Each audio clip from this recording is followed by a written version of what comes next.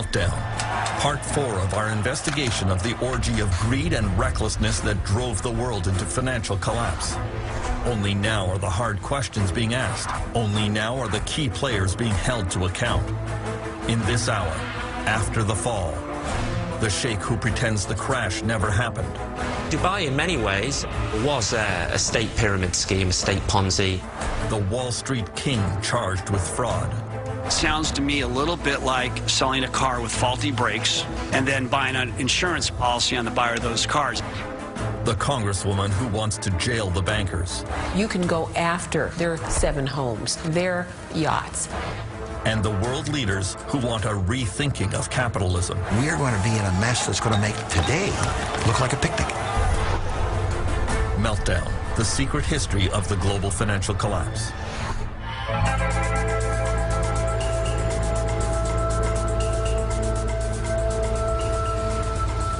The search for the causes of the global financial meltdown has led to some evidence of fraud and corruption.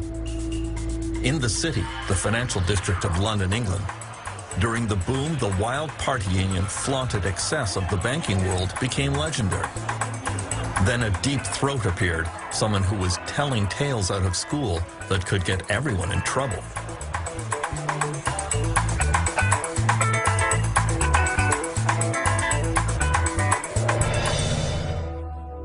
City Boy was an anonymous column that appeared in a small local newspaper and soon attracted a wide following. Eventually, City Boy was revealed to be the 35-year-old extremely successful investment banker, Geraint Anderson. I would focus on false rumors, I'd focus on drugs and strip joints, sexism, racism. I would tend to focus on the less salubrious sides of the city because I wanted people to, well, I suppose those are the things that were causing me stress and grief and making me feel rather dubious about my job, and so I wanted to just relieve, go into the confessional and tell everyone about it. City Boy's revelations included what he saw as widespread immoral and even criminal behavior in London's financial world. He says traders would regularly conspire to circulate false rumors about a company in order to drive its stock price up or down, depending on the bets they had placed. He says that every day traders were feeding each other inside information that would allow them to illegally profit from deals. And that mentality was all-pervasive. Insider trading, the spreading of false rumors, was becoming more and more prevalent. It was basically genuinely a Wild West casino. It was a get-rich-quick.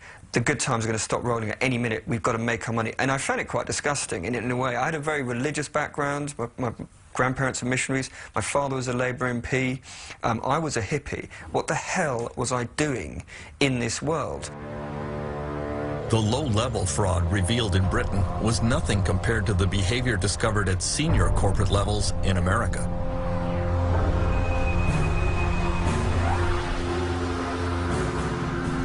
U.S. investigators, however, discovered that criminal behavior is hard to prove when it involves some of the most powerful people on Wall Street. The first 2 U.S. executives charged with fraud were Ralph Cioffi and Matthew Tannen, who ran a giant hedge fund at America's 5th largest investment bank, Bear Stearns. They were among the top golden boys on Wall Street. But the failure of their investment fund in 2007 eventually led to the collapse of the bank. Investors lost billions. Investigators discovered that in March 2007, the two realized that their fund was melting down. Cioffi emailed Tannen, "The worry for me is that the subprime losses will be far worse than anything people have modeled." Meanwhile, Tannen bragged that he was still finding suckers to invest in a fund he knew was failing. Believe it or not, I've been able to convince people to add more money. They reminded me of the emails that we saw during the tech stock bubble, where the analyst would go out and shill for some stock and then in an email tell his colleagues, this is crap. I think it's appalling that people who are making that much money and who purport to be smarter than everybody else basically turn out to be nothing more than devious snake oil salesmen. At their trial, Cioffi and Tannen hired a parade of high-powered expert witnesses to testify that their actions were not illegal. Just one of those experts, R. Glenn Hubbard, a former economic advisor to George W. Bush, was paid $100,000 for his testimony. Mr. Cioffi's not going to make any further comments now. The two were found not guilty, although they now face a raft of civil charges from the Securities and Exchange Commission. The case was seen as a shocking demonstration of the power of Wall Street money. If we have a Wall Street bank that can afford very, very clever litigators that have an awful lot of firepower behind them, they can overwhelm the Securities and Exchange Commission. They can overwhelm other government agencies. They probably will. But that doesn't mean that they were playing the game straight. That doesn't mean that they were following the intention of the law. In recent months, a lot of investigators in the United States have focused on the richest investment bank, Goldman Sachs. The meeting of the Financial Crisis Inquiry Commission will come to order. In the hearings of the Congressional Commission examining the meltdown, Chairman Phil Angelides went after Goldman CEO Lloyd Blankfein for betting against his own customers in the market for complicated financial products. Do you believe that was a proper legal ethical practice? The short answer is, this is the practice of a market maker, and I would like to explain this. Blankfein claimed that his bank was just putting together deals, matching buyers who believed house prices were going up with sellers who believed house prices would go down. He argued it was completely normal for Goldman to take one side of that bet, or lend money to the buyer or the seller. We provide the necessary liquidity as market makers to help ensure that buyers and sellers can complete their transactions and securities markets can function efficiently. Goldman Sachs was not merely matching buyers to sellers. They were actively creating products for sale into the marketplace with the Goldman Sachs imprimatur behind it. And I believe that carries with it responsibility. Lloyd Blankfein denied that responsibility. He said betting against his own clients was okay because all parties knew what they were getting into. I'm just going to be blunt with you. It sounds to me a little bit like selling a car with faulty brakes and then buying an insurance policy on the buyer of those cars. Every I'm talking about betting purchaser against of an asset here is an institution, probably professional-only investors dedicated, in most cases, to this business. Representing pension funds who have the life savings of police officers, These teachers. are the professional investors who want this exposure. But that was immediately contradicted by evidence unwittingly provided by a young Goldman trader named Fabrice Tour. A U.S. Senate committee discovered emails in which Mr. Tour had bragged that he was selling to unsophisticated investors, or as he called them, widows and orphans that I ran into at the airport. Goldman Sachs has claimed that it had no idea that the U.S. housing market was destined to collapse. But way back in January 2007, Fab Tour wrote, "The whole building is about to collapse any time now. Only potential survivor, the fabulous Fab, standing in the middle of these complex, highly leveraged, exotic trades he created." Fabrice Tour and Goldman Sachs were charged with fraud by the U.S. Securities and Exchange Commission.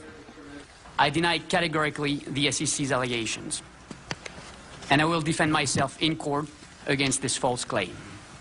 Got it? 105? Yes, Mr. Chairman. Senate Investigations Committee Chairman Carl Levin went after Tour's superiors at Goldman Sachs, reading other emails which indicated they knew they were selling faulty products to their own clients. June 22 is the date of this email. Boy, that Timberwolf was one shitty deal. How much of that shitty deal did you sell to your clients after June 22, 2007? Mr. Chairman, I don't know the answer to that, but the price would have reflected levels that they wanted to invest in. Oh, of course, but they don't know it's a... You didn't tell them you thought it was a shitty deal? Well, I didn't say that.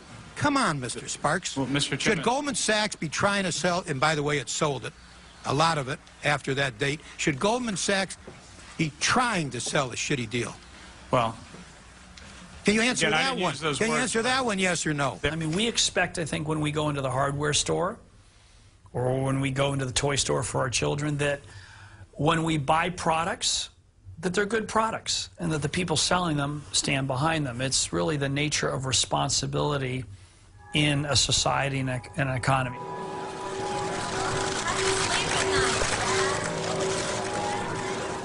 Goldman Sachs eventually settled its fraud case by paying an unprecedented $550 million fine. But several members of the U.S. Congress sent this letter to the Department of Justice, officially requesting a criminal investigation of Goldman and its senior executives. One of the reasons I'm interested in criminal proceedings is because you can go after their bank accounts. You can actually pry open, claw open their accounts, their personal accounts, their 7 homes, their limousines, their yachts. You can go after, I'm looking for justice for the American people and how we're going to get the money back that our people are owed. Only 2 days after Goldman Sachs was charged with fraud, Chairman Lloyd Blankfein authorized a $5.5 billion package of new bonuses for his executives. That was somewhat galling to members of Congress who had seen the company benefit to the tune of several $100 billion from the U.S. government bailout. Goldman Sachs was not a normal bank. It was a speculator in the market. How would it be if you went to Las Vegas and you gambled all your money away? And then, at the very end, when you said, oh my goodness, my bad behavior should be rewarded, right? And you get the government of the United States to pay for your losses in Las Vegas. That's a great deal. That's what he did. And they not only took their losses and gave them to someone else, they paid themselves bonuses for doing it.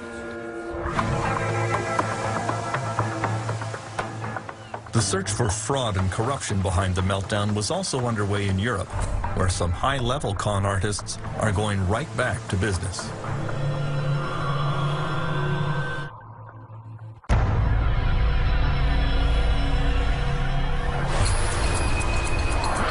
In the boom years, Spain was widely referred to as the miracle of Europe.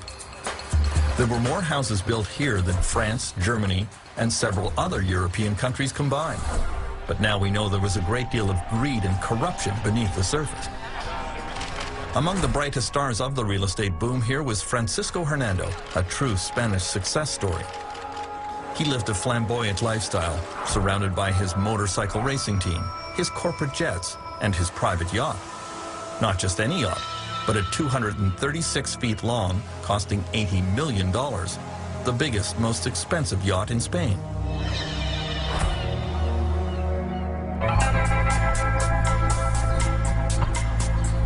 In 2004, Francisco Hernando built what was supposed to be his crowning glory near the town of Cesena, 1 hour south of Madrid, a giant condominium development the size of a small city. There were 89 buildings containing 13,000 apartments. The project was approved in record time. His town would bear his personal imprint, a community garden named after his wife, Maria Odena. And near the entrance, a 20-foot statue of his parents. He hecho la fiesta para mí, para los que me han comprado los pisos, los que han confiado en mí.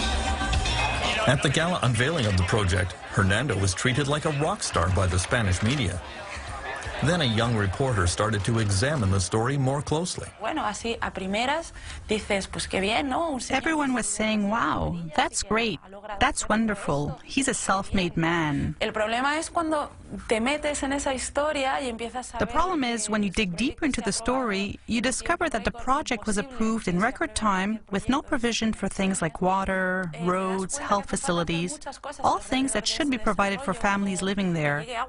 It wasn't normal to see it approved with all these shortcomings.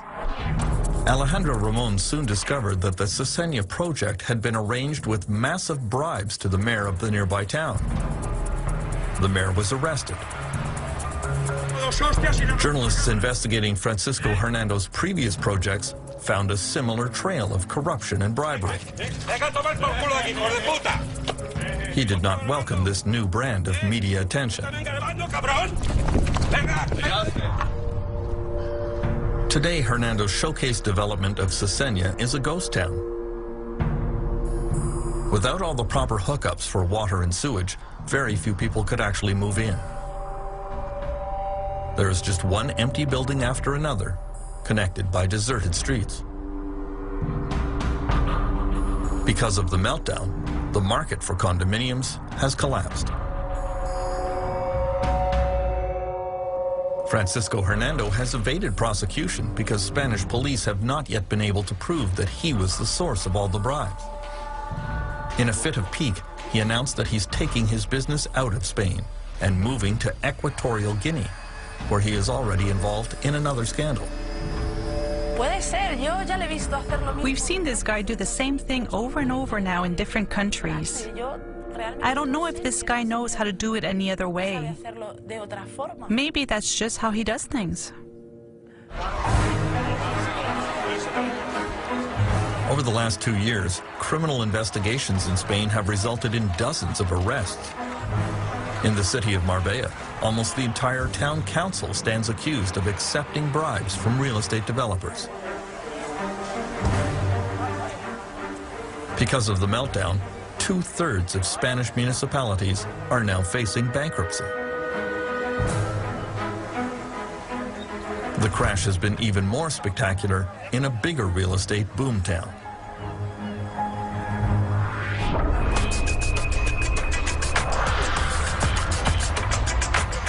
In the years before the meltdown, Dubai had the biggest real estate bonanza in the world. Then the market here tumbled, losing 50% of its value, leaving Dubai virtually insolvent. You would think that would upset Dubai's supreme leader, Sheikh Mohammed bin Rashid Al Maktoum, but apparently not. In January 2010, Sheikh Mohammed threw this massive party to mark the opening of the world's tallest building, the Burj Khalifa.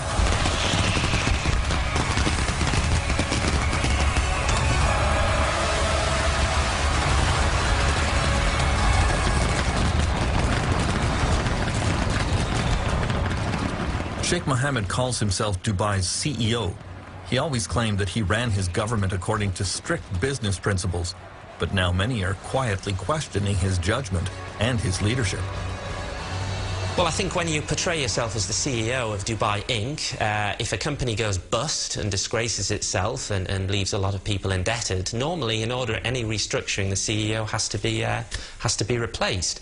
The problem in a traditional monarchy or an autocracy in this case is that the CEO remains. Government and business officials in Dubai have followed the Sheikh's lead.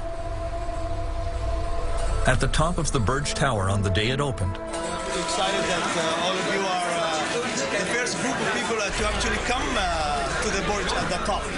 Dubai's leading developer tried to portray the Dubai real estate crash as a good thing. Maybe values are changing, and that's good because the city at one point got to be too expensive. So I think that's good for the customers and that's good for the city. Moving through Dubai, you encounter a lot of evidence that things are not quite as rosy as the leadership pretends. This brand new $8 billion transit system was built by Japanese companies, but now the Dubai government can't pay for it.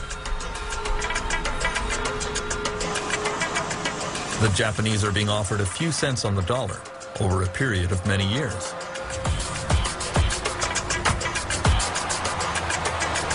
Before the crash, Dubai was home to the world's greatest collection of building cranes.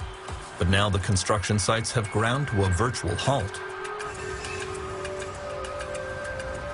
Many of these real estate developments have been spurred on by speculators who never intended to occupy the units, only to flip them for a profit. The government here did everything to encourage the scheme. To many critics, that was fraud. Dubai, in many ways, not to be too uncharitable, was a state pyramid scheme, a state Ponzi. It relied on more people coming in to buy the properties or even the deposits of people who'd been there a little bit earlier than them, and it had to keep on going. The crash when it happened in Dubai was like a game of musical chairs coming to an end. The fools who were left with these half-finished properties, or in some cases patches of sand, were unable to sell on the premium because they were worthless by this stage. In the ultimate denial of reality, Dubai is moving right into its next real estate mega project called The World. It is a series of islands off the coast, roughly in the shape of a world map. Developers are supposed to buy the islands and build their own tourist facilities on them. Austrian Joseph Kleindienst has bought the islands of Central Europe. The first island to be developed will be Germany. Joseph believes passionately in this project. His dream here includes hotels and condominiums to be used year-round by German tourists. Why would those tourists come here when the temperature in Dubai reaches 40 degrees Celsius, which it does for months at a time? Easy. Joseph says he's going to air condition entire streets. The R&D Institute from Germany, the Fraunhofer Institute, came up with an excellent idea to help during this time. We will build a 1.6 kilometer long boulevard, climate controlled, so that people can walk outside 12 months a year and enjoy the climate controlled boulevard. Joseph's optimism seems hard to justify. The parent company of the World Project has announced that it cannot pay its debts to its many creditors. The international skepticism about Dubai is only growing, especially because the government here has been very secretive and even disingenuous about the state of its finances. Dubai's proposed island paradise with air-conditioned streets may be a harder sell than they imagine. I believe there were even plans to have refrigerated beaches in Dubai at one point, and I'm not sure in the post-credit crunch world that the smart money will be going to Dubai in quite that way anymore. Transparency, due diligence and sustainability will be the watchwords of the next decade, and Dubai fails on all counts. I wouldn't feel particularly confident if I'd invested dozens of millions of dollars in purchasing these patches of sand.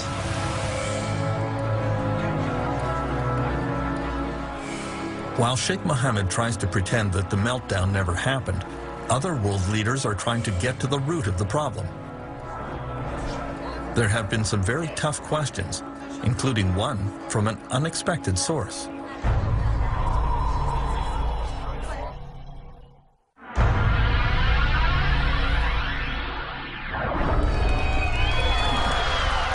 Queen Elizabeth has lived through the Great Depression, World War, and numerous financial collapses, but she found the 2008 meltdown especially troubling.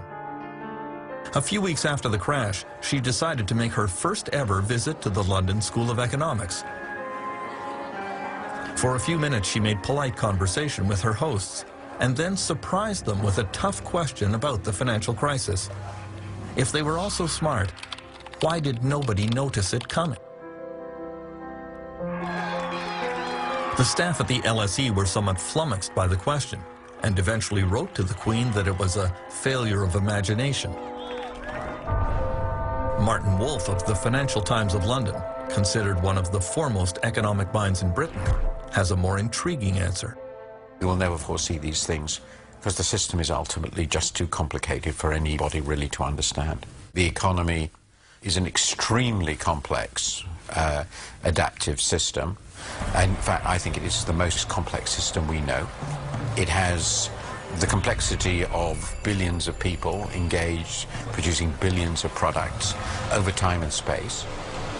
And they are people, and because they're people, they are subject to all the emotions of human beings, both euphoria and panic and all the rest of it, collectively and individually. Such a system will generate very complicated phenomena, and it will often be very, very difficult to interpret them. The United States government is also searching for what went wrong. There is general agreement that it was a major failure of the U.S. regulatory system, starting with the SEC, the Securities and Exchange Commission. The SEC was asleep at the switch. The Federal Deposit Insurance Corporation, for much of the time, was asleep at the switch. The Treasury, for much of the time, was asleep at the switch. But the drowsiness was all induced by this very, very powerful opiate called market fundamentalism. The idea that markets were basically perfect. They could do no wrong, that investors were smart, that smart investors would make all the inquiries they needed to make, that information was relatively and easily available to everyone, that therefore there could not be any problem. In Britain, the government regulator is the Financial Services Authority, which didn't do much better. They seemed easily foiled by legions of avaricious young smart alecks. Basically, the attitude to politicians and regulators is hands off, we'll do our own thing, and of course what we're trying to say there is let us abuse a system that is open to abuse so we can make vast amounts of money, and please don't hassle us. The interesting thing is that when the good times are rolling, we say, hands off, don't regulate us, stop having any involvement with us. And then as soon as we get in trouble, we come cap in hand and saying, actually, can you sort us out? So it's a heads I win, tails you lose, or as many people in Britain have said, we privatise the profits of the banks to a select few, idiots like me, and we nationalise the losses to everyone, the idiots out there, the civilians. French Finance Minister Christine Lagarde is playing a key role in the search for effective new financial regulations. You hear privately from businessmen a lot. Governments can pass any regulation they want. We will always be able to outsmart governments and politicians in particular. Thieves and cops. Oui, c'est ça. C'est le gendarme et le voleur. C'est dans la nature humaine que d'essayer de contourner les obstacles. Quand on est un petit enfant et qu'on vous donne un interdit, vous essayez de voir comment vous pouvez passer à travers. Là, c'est la même chose. Le gouvernement fixe des règles et le monde des affaires se dit, bon, voilà les règles, voilà, il faudrait que je paye beaucoup de conseillers, de fiscalistes, d'avocats, de management en consultant, etc. Pour contourner les obstacles. Il faut constamment être en outsmarting each other. Donc il faut constamment anticiper la manière dont l'autre va essayer de contourner la règle pour améliorer la règle. Donc on est en travail permanent. In the United States, the quest for new financial regulations has been swayed by the deep pockets of Wall Street bankers.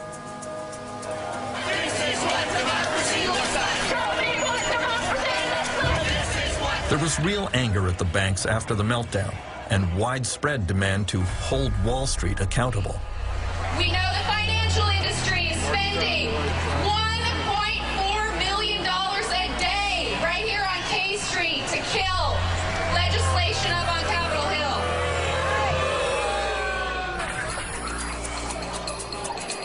Hill. Consider this. On Capitol Hill, Wall Street lobbyists outnumber elected politicians 5-1. The politicians are surrounded and outgunned. Somehow, though, Wall Street claims that it lost out in the financial reform package eventually signed into law by Barack Obama. I would be very skeptical of all Wall Street claims that they failed in terms of this new financial package. Certainly, they have an interest in making the public feel that they failed. And certainly members of Congress, Democrats and Republicans, have an interest in making the public feel that they were very tough on Wall Street. That certainly is the rhetoric. But look carefully under the surface. Look at these 1,500 pages. Look at how many loopholes are still there. Wall Street came out exceedingly well. They lost the rhetorical contest. They won the regulatory contest. The search for new international financial regulation is proving equally difficult. It is being led by Dominique Strauss-Kahn at the International Monetary Fund. He was a longtime French finance minister and is considered a leading candidate to be the next president of France. The crisis also shows that some very risky behavior in the financial sector may put at risk the whole system. And of course, it's in the nature of the banking system to take risks. That's why we have a banking system. That's fine. But there's a limit to the kind of risk that you may take, and if you make a profit, it's an individual profit, and if you have a losses, it's a collective loss. So putting in place different kind of regulation that avoid or that limit this appetite for risk is also part of what has to be done. And if we don't do anything of this, then of course it means that we didn't learn anything from the crisis, and I can't imagine it will be the right attitude. The failure to agree on new international financial rules will allow big banks to play one country off another to see where they can find the most lax regulation. Many believe the competition between New York and London to be the financial capital of the world was a major contributing factor to the 2008 meltdown. Now, the real problem that we face going ahead is that this same kind of pressure, where is going to be the financial capital of the world, is going to come back once the crisis, memories of the crisis have faded. Certainly Frankfurt and Paris are going to be back into the race, but so are Tokyo, so is Singapore, and so is Shanghai, and so is Hong Kong. And what I think may well happen at some point is if Shanghai and Hong Kong combine, then you are really going to see a race to where's going to be the financial capital. And unless we have some kind of global oversight, it is going to be regulatory arbitrage. It is going to be a race to the bottom. Most of the G20 countries. Dominic Strauss-Kahn believes that a repeat of the 2008 global financial collapse is inevitable. I won't say it can happen again. It will happen again. When? I don't know. 2 years, 5 years, 10 years, 20 years. But there's no reason to believe that we have the silver bullet that make it possible to avoid any kind of crisis in the global economy. The question is to try to, first, prevent, avoid as much as possible, and when we're unable to avoid the crisis, to have tools to mitigate the effect of the crisis.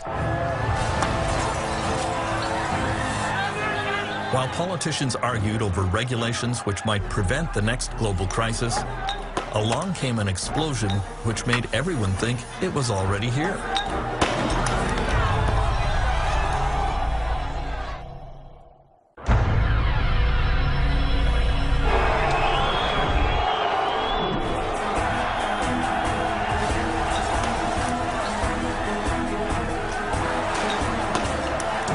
In the spring of 2010, it looked as if the next global financial crisis was already starting.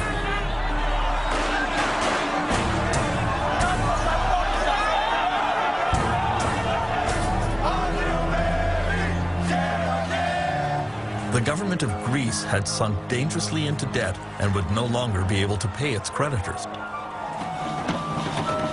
Demonstrations filled the streets of Athens as millions lost pay and benefits. Είναι δυσίωνο. Παιδιά, δεν τα βλέπω καλά τα πράγματα και μάλλον είμαστε έτοιμοι για άλλη και άλλα μέρη. Αυτό. Είναι πολύ δύσκολο, πάρα πολύ δύσκολο. Φοβάμαι ότι θα έρθουν πολύ χειρότερες μέρες, πολύ πιο δύσκολες μέρες. Τίποτα, την πτώχευση. Νομίζω ότι είναι αναπόφευκτο. Επειδή έχω μια επαφή με οικονομικά θέματα, θεωρώ ότι δεν υπάρχει τίποτα άλλο πέρα από αυτό, δυστυχώς. Many international investors believed that if Greece fell, other countries such as Portugal, Spain, Italy, and Ireland would not be far behind. All those countries found it very hard to borrow money. Why should I lend any money to you unless I trust that you're going to pay me back? And if you show that you are not reliable, I'm not going to trust you, or I'm going to demand huge interest rates in terms of making my next loan to you. Sovereigns are no different from banks, no different from individuals. So we've got to restore trust. Trust was supposed to be restored in Greece and other weak European countries with a $1 trillion bailout funded by the strongest European powers and the International Monetary Fund. Dominic Strauss-Kahn worries that the bailout is only a temporary solution to Europe's problems. The problem of Europe is a bigger problem than the Greek crisis. The problem of Europe is a problem of low growth. The problem of Europe is the fact that there's almost no increase in productivity, and that this huge set of countries accounting for close to 1/3 of the global GDP is just unable to, in the recovery, to take advantage of the recovery. So far, the recovery in most parts of the world has been funded by massive government spending. This was the way to quickly create jobs in everything from construction to engineering, and thus alleviate the unemployment crisis.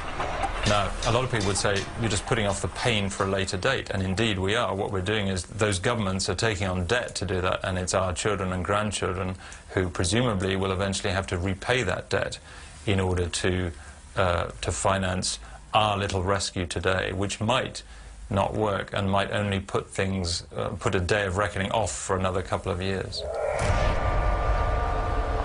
For some leaders, such as Nicolas Sarkozy of France, the global financial crisis has been a profound shock that radically transformed their view of the world. Sarkozy has always been seen as a right-wing free enterpriser, very much pro-capitalist and pro-American. Then France was rocked by plant closures and labor upheavals. Some workers even kidnapped their bosses and turned to other forms of violence. Il nous faut trouver. In September 2008, Sarkozy gave a speech that astonished his audience. Le laisser-faire, c'est fini. Le marché tout-puissant qui a toujours raison, c'est fini.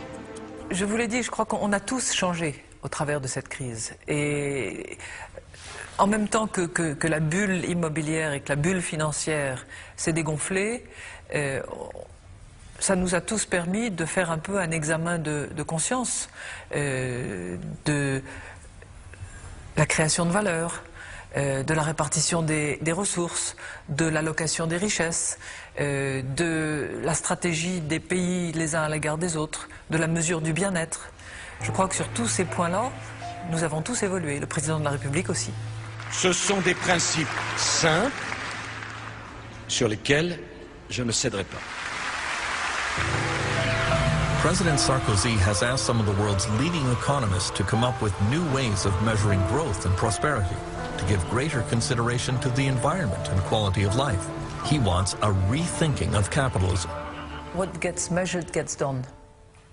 Si vous n'êtes pas capable de mesurer quelque chose, vous ne faites rien, vous n'améliorez rien, puisque vous ne savez pas par rapport à quoi vous vous basez. Donc la mesure des choses est extrêmement importante. Je vous donne un exemple. Si vous pensez que l'eau n'a aucun prix, vous laissez couler tous vos robinets, ça n'a pas de prix. Et pourtant, ça a un coût. Vous consommez de l'eau. Donc il faut, pour chaque chose, pouvoir fournir une valeur, pouvoir fixer un prix.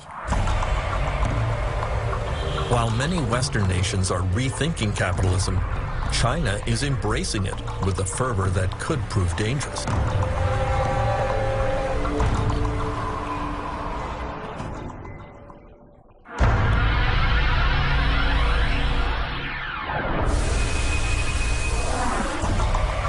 The Chinese economy has been surging ahead in the last few years, and many economists seem to believe that China can become a kind of engine that pulls the world out of recession. Chinese consumers are becoming richer, and there is hope that their increased spending will kickstart the global economy.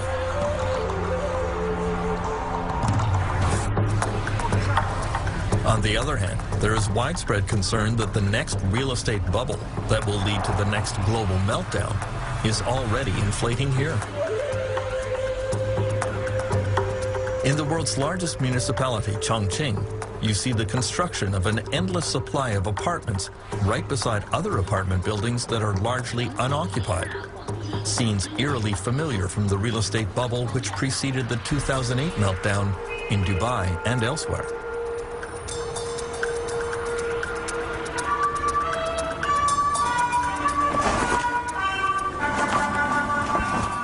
The Chinese Communist Party, however, tends to conceal any unpleasant facts about the economy here. The Professor Michael Pettis teaches in the business school at Beijing University. He says China watchers have to resort to odd measures to try to get at the truth about the real estate bubble. A friend of mine in Shanghai came up with a very interesting indirect way of measuring inventory in Shanghai. You know, a couple months ago we had an eclipse of the sun at 10 o'clock in the morning in China time, and it was a total eclipse in Shanghai. So his reasoning was at 10 o'clock in the morning you're supposed to be at work, so all the office lights should be on. And he just rode around the city checking out the office lights. And he said that it's not a very scientific measure, but it led him to feel that there was an awful lot of empty office space. Now there has been a more scientific study in which electricity consumption was closely measured in new office buildings and condominiums. The study confirms an enormous glut of unused office space and estimates that there are 65 million empty apartments in China, all evidence of a very dangerous real estate bubble. In the next few years, China and India are expected to take over some of the top spots among the world's leading economies, which only increases the worry about financial meltdowns starting there. If we're affected by a slowdown in the United States, if we're affected by a slowdown in Europe, what's going to happen when the two economies, 2.5 billion people, China and India, when there's a slowdown there? What's going to happen when a hedge fund fails in India? What's going to happen when there's a mortgage meltdown in China? The effect on the rest of us is going to be enormous. And the time to deal with those kinds of issues is now, before, in fact, it happens. Because if we don't ensure that Chinese banks are transparent, if we don't ensure that the Indian financial industry has a set of regulations that at least live to a minimal world standard, then we're going to be in a mess that's going to make today look like a picnic.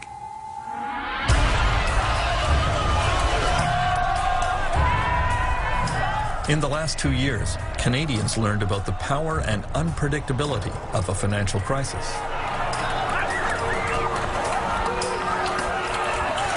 Canada has had only a small taste of the wrenching protests and disruption that became the hallmark of the financial collapse around the world. This was the first truly global economic meltdown, where the interconnectedness of the world economy exploded in ways that very few bankers and economists had foreseen. And very few politicians knew how to deal with. History has taught world leaders that major economic crises like the Great Depression go on for years. Just when you think it's over, along comes another relapse. Even though the causes of the 2008 meltdown are now clear, there is no magic formula to stop it from happening again. The world has to start planning for the next crisis, even as we recognize that this one is not over yet.